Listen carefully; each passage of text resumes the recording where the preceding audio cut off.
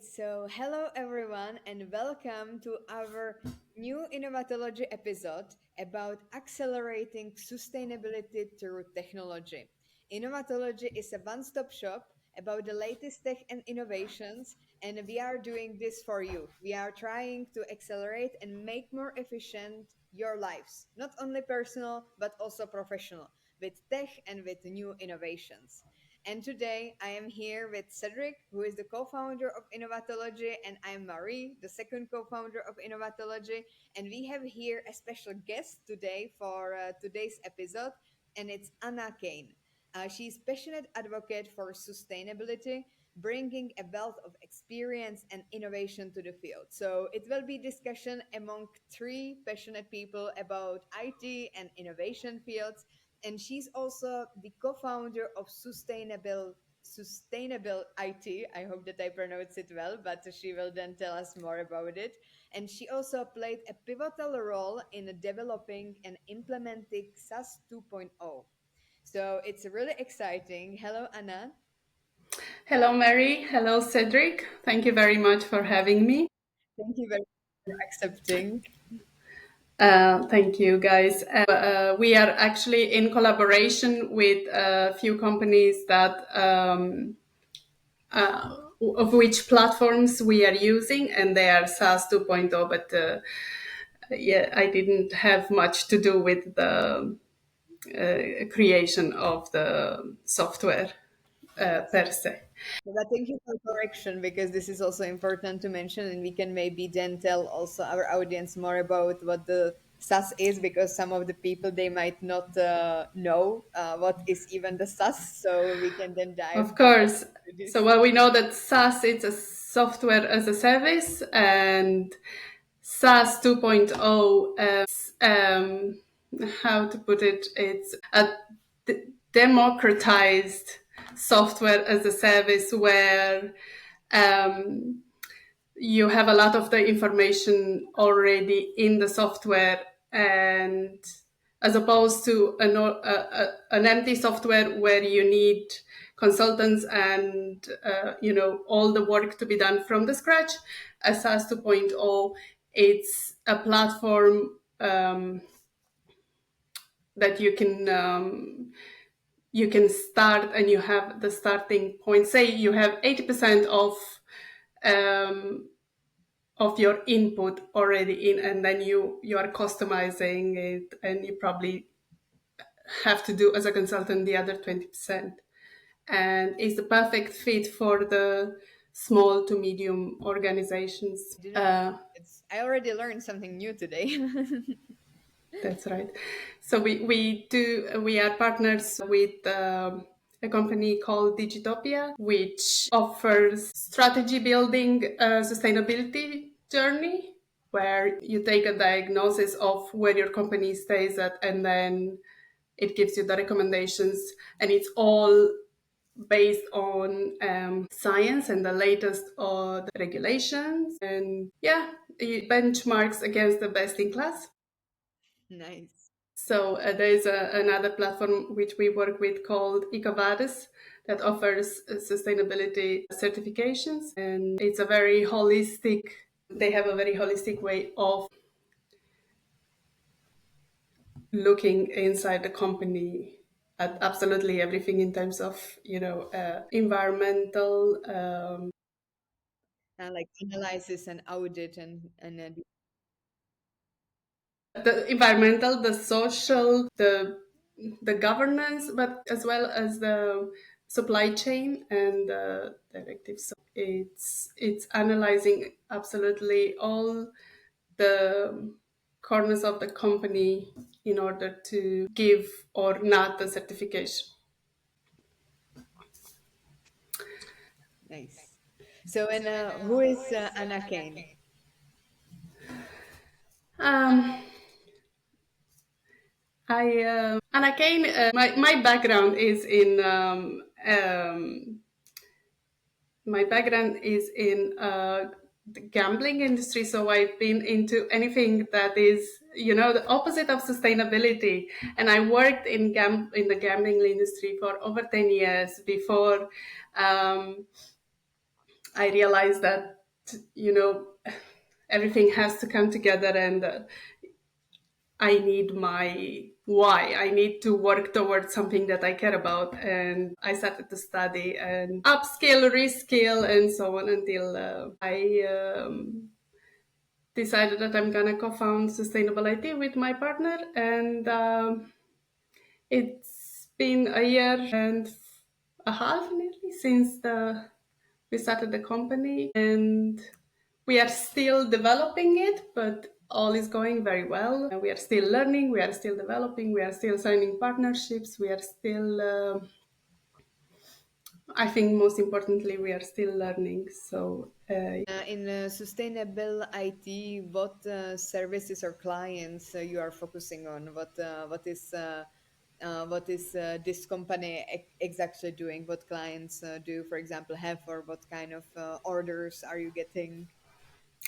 there isn't a specific clientele. We can work with somebody that is in, say, service deliveries, like IT deliveries, or someone who is in, say, hotel industry, or a crash, or a school. There is no limitation on the specific of the organization that we work with. Very cool that you started the company with your partner. How's that going? It can be challenging at times, because you need to be two different people, you have to detach yourself from being the wife to being the business partner, and the same for him. So thankfully it worked out fine up until now, and we love that we have a little bit of flexibility with our times. We have two small children, and particularly the summer was, it was intense. It was busy and tough because they did not have any school. Yes, this week is a happy week. School has restarted, and it's it can be challenging, but I think it can be double rewarding. Rewarding. I don't know if you, at Yeah, the end of the day. yeah, that your relationship is flourishing, but also your business. It's like I'm always saying, like a bit.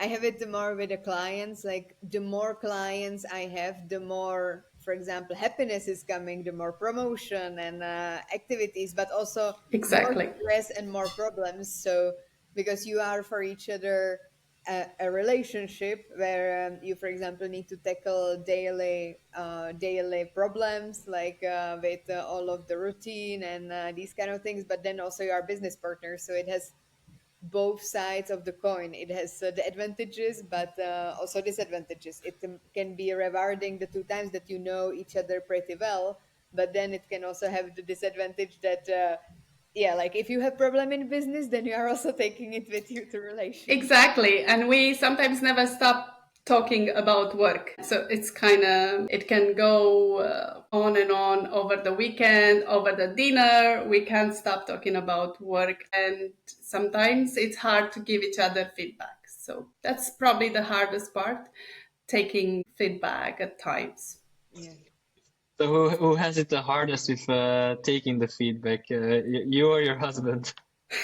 I have to be honest, I think it's me. Yes. That's nice.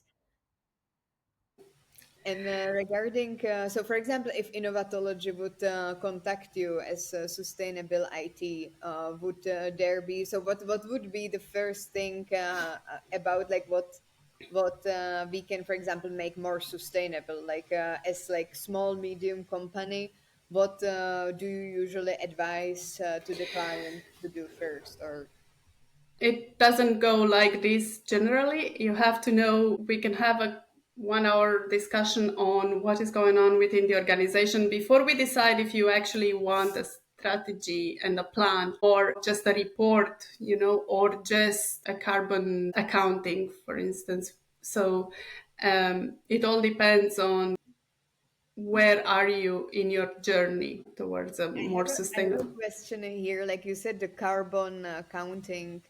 or accounting. Is it applicable for also small medium companies? Because for me still this kind of carbon phenomenon, I mean, I really believe in sustainability. I think that we have to do something. I think that we are already late, first of all, and this carbon accountancy, it seems to me really crucial, but not really relevant yet for small medium companies, rather for corporations. Because as a small medium company, I really try to survive sometimes, and it's more about money for me. Like the Yes. money is the heartbeat of my company. So how is it possible, or is it actually relevant to do the sustainability counting or this carbon counting for like small medium companies, or it's rather for corporations? It is absolutely relevant to all organizations, small to medium to large, because, say, with the new regulation, the CSRD regulation that has come into place, and it will be relevant at the beginning of 2025, the big companies are required to show their compliance, but in general, the big organizations have suppliers that are smaller organizations. So in order for them to be in compliance, they need their suppliers to be compliant as well. So it doesn't matter how big or small they are, they may be requested to, to show what's their greenhouse, greenhouse gas emission, or what is their diversity and inclusion policy, or what is this. This all works in it's interconnected, really. It isn't relevant only for bigger organizations anymore. Mhm. So not anymore only for the corporations, but it's also getting spread around in a smaller scales, let's say. Absolutely, yes. It goes down on the supply chain, and the it's a big organization will have suppliers that are maybe medium size, and the medium size we have other suppliers that are of a smaller size. But when you as a big organization are asked to show your scope 1 to 3 emissions, in order to show your scope 3 emissions, you have to go on down on all of your supply chain, and that is where it becomes relevant. I've heard so many times like the different scope of the emissions. Can you give us some practical examples of what it is again? Like what's the scope one emission? What's the scope two emission? Because I've heard about those, but I don't think I've ever heard about a scope three emission. So like how could we see that in a practical example? Yes, so scope 1 emission is what you emit directly in your office, say, the rubbish, the what you directly are impacting. Scope 2 emissions is, say, for example, the employees commute. They are not traveling with maybe your company car, but they're traveling with their own car. That also counts as scope 2. And scope 3 emissions is all your supply chain, what's coming from the outside. Okay, and scope 2 emissions, it's also your um, electricity supplier, and say um, the company who is removing your rubbish, and that sort of. I think that I hope you understood. Cool. Yeah. It's a good example. I think I can visualize something now with the different scopes. So thank you for helping me visualize the scope one, two, and three emissions. 3, it's more the most difficult to. The scope 3 is the most difficult to account for, because it's what, say, I am supplying you with printing printing paper. It's about where do I take that printing paper for? Do I make it? How do I make it? And you have to have that information from me. And if it's so And difficult to account for, so, why yeah. should we care about it? Just because of CSR, or is there something else behind it? Maybe because we are at the tipping point, I think that we are at the tipping point of pollution. Probably we notice that, like, the science are telling us the scientists are telling us and showing us that we are in trouble.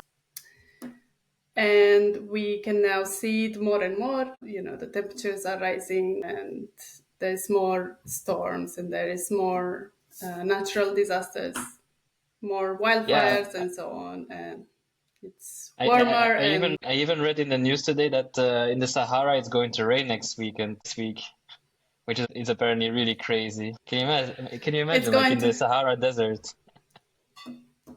That's a disruption because we need to fix it. I don't know how we're gonna fix it. You said earlier, Mary, that we are already too late. We can still fight, and perhaps we won't manage to fix it, but maybe we can manage to delay the consequences. I mean, I don't want to spread some panic or like to really like kill the hope of people, etc. But definitely, like climate changes were always part of our planet and part of our ages. We had the ice age, we had the different evolution of our planet, so it's part of the evolution. It just speed up what we are actually doing. So usually, it didn't take this amount of time as I am alive almost 30 years, and so many changes that I could be that I am witnessing is not really normal. So this is the problem. I mean, the change is inevitable.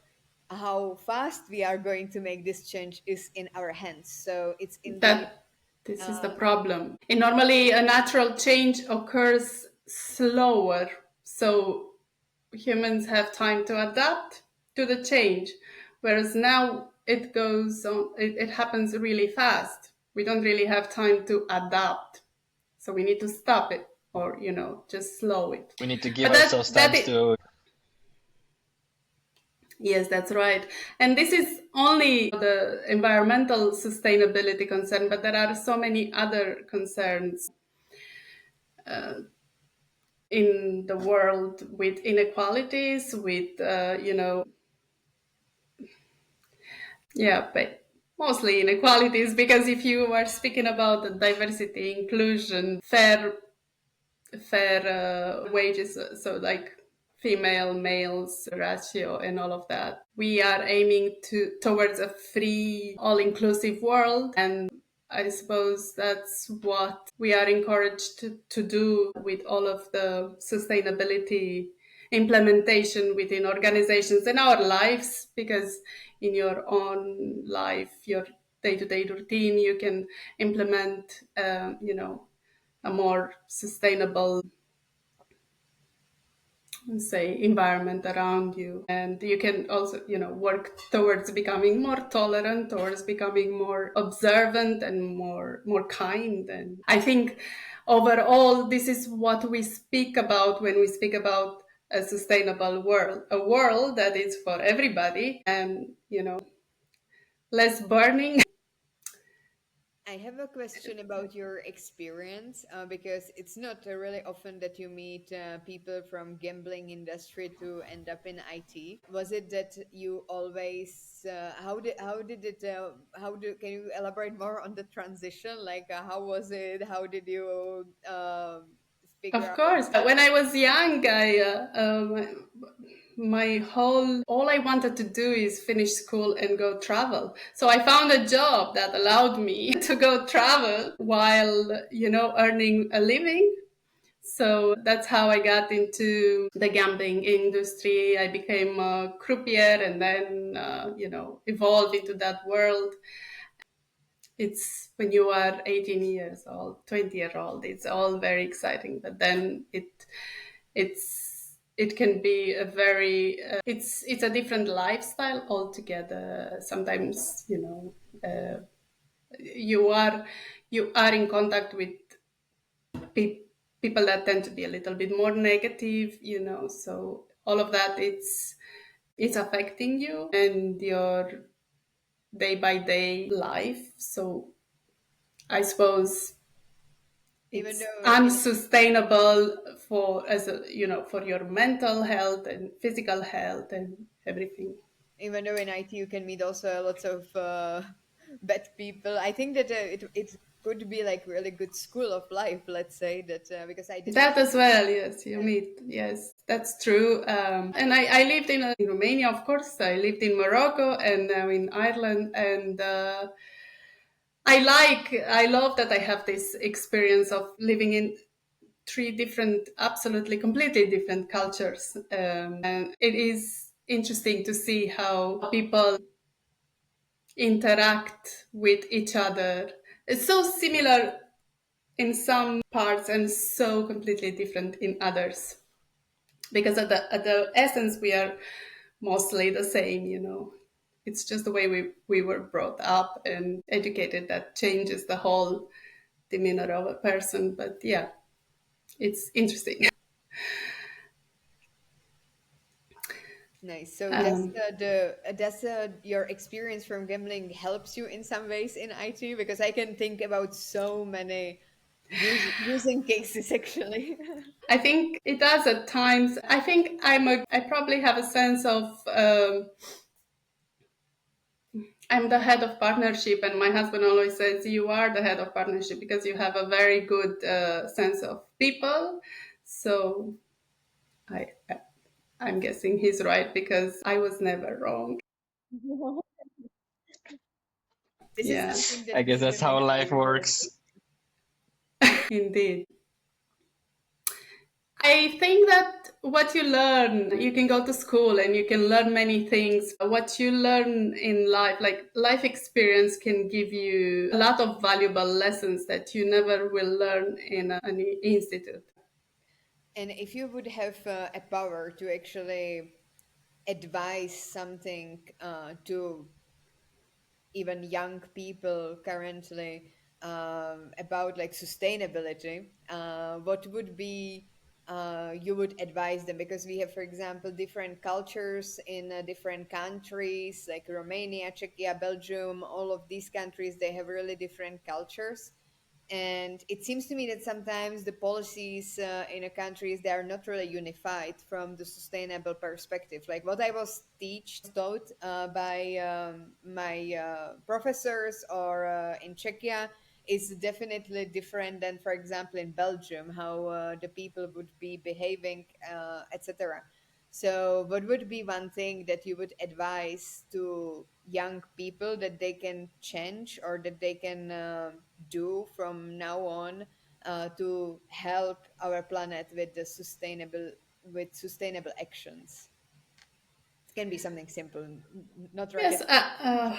there's a lot. So I see a lot of resistance. I'm not sure if young people are so resistant. It comes with culture, as you said. It depends.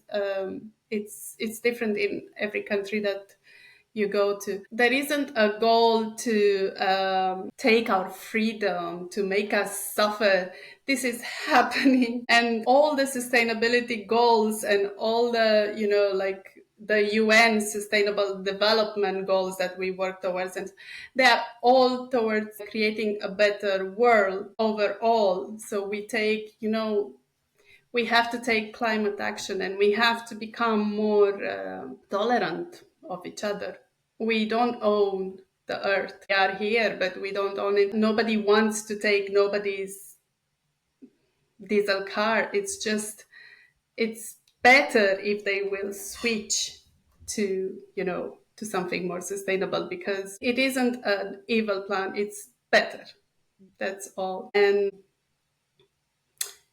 yeah, I think the Gen Z and the one after them will be the ones that will actually make this shift, the change, because it affects them directly. I suppose that's why there is so much resistance from the older, not older, but from the government and so on.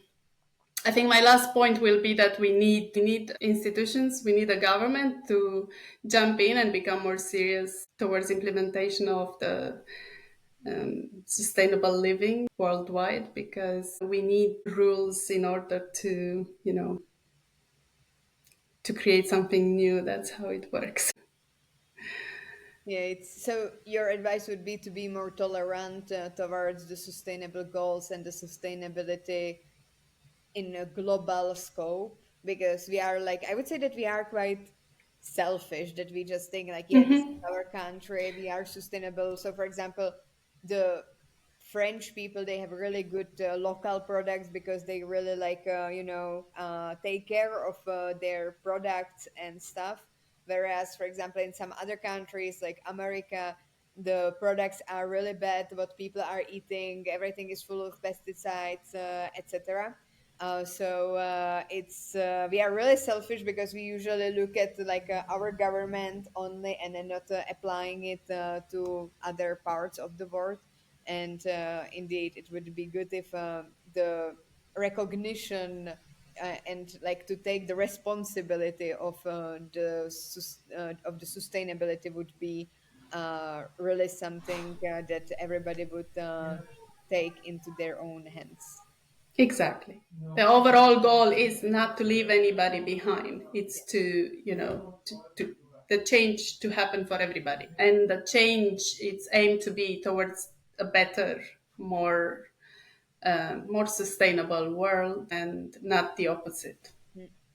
Yeah, it's also Here I have a really. thought-provoking question, I've always wondered about it because I mean, I understand sustainability, but it's like the topic that like developing countries like China and India are usually using as well. Like we in the Western world, in the developed, let's say, worlds, as some might call it, made so much pollution to the stage where we're at right now, where we can think about, okay, sustainability. But some countries are not yet at the level that we are at. And in order to get them there, they would need to put in some investments. But with the SDGs and like sustainability way of thinking, we might be limiting them. So what would be like a way to convince them that they can still achieve growth through sustainable way of thinking? That's the sustainable way of thinking is not a way of, let's say, other countries suppressing others, because I sometimes feel that especially certain nations, certain organizations are against the sustainability goals because they feel like it's being imposed externally and they feel that it's limiting them in achieving what they want to achieve. Yes. So I suppose this answer a little bit to your question earlier, Mary, about being a small company. I want to have a profit. I don't want to invest in new things.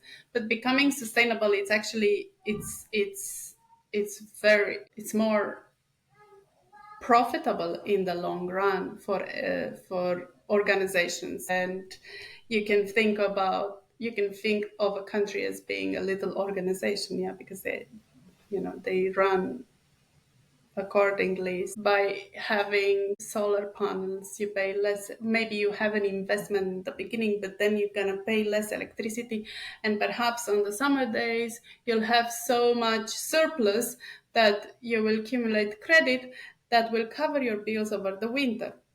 So yes, you had an initial investment, but then on the long run it's gonna save you money.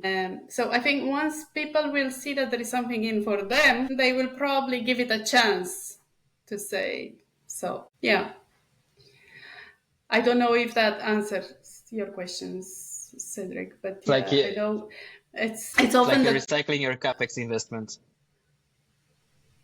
That's it exactly. Yeah, like sometimes you hear people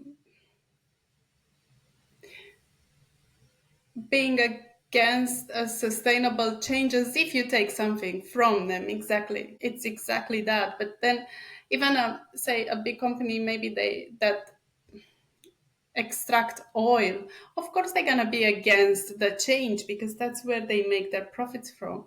But if they take that money from oil, which is happening now, yeah, and they invest it in like power plants and such as solar panel camps and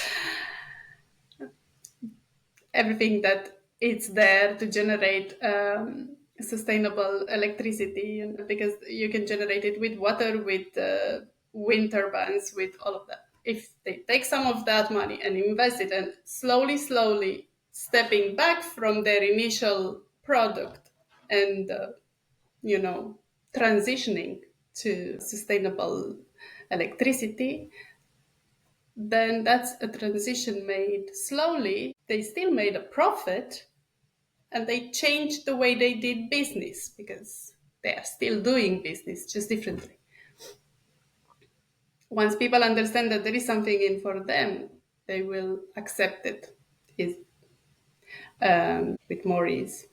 All right, so I think that we had a really fruitful discussion about the sustainability. We took it a bit like beyond the IT even. We We were, did, yes, definitely. we were going out of the SaaS, etc. We were discussing even the transition from the gambling to the IT sustainability. I even had a few slides prepared about all of the technologies that we work with at another time. Maybe another time we will definitely follow up with you because I'm now curious about this presentation and the slides, to be honest. So I hope that this was a really exciting point for our audience about reviewing the sustainability, what they can do for their own organizations, what are the different scopes of the sustainability. And thank you so much, Anna, for coming to the Innovatology episode. And we will be in touch with you for the follow up because I want to now see the presentation slides. Thank you, Mary, and thank you, Cedric. I really appreciate you having me, and I hope that it was an informative discussion as opposed to opinionated. So thanks for having me.